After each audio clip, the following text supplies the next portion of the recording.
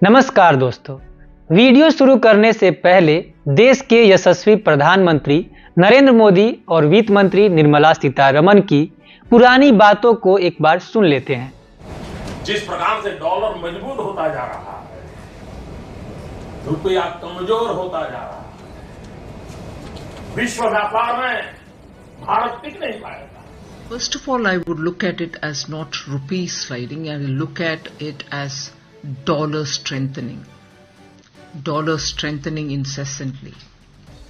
So obviously all other currencies are performing against strengthening dollar. पिछले कई दिनों से घरेलू शेयर बाजार में उतार चढ़ाव बढ़ गया है। कच्चे तेल की कीमतें भी लगातार ऊंची बनी हुई है। इसके साथ ही भारत अमेरिका व्यापार समझौते को लेकर भी स्थिति साफ नहीं है। इन सब का सीधा असर भारतीय रुपए पर पड़ रहा है। बुधवार को रुपया 25 पैसे टूटकर 90.21 प्रति डॉलर के नए सबसे निचले स्तर पर पहुंच गया। पिछले 5 दिनों से रुपए में लगातार गिरावट देखी जा रही है।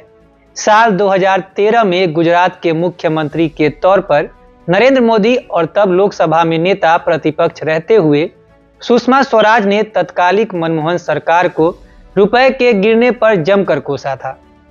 तब डॉलर के मुकाबले रुपया 60 के स्तर पर जा पहुंचा था। तब मोदी यह कहने से नहीं चूके थे कि रुपया का गिरना सरकार का पतन है।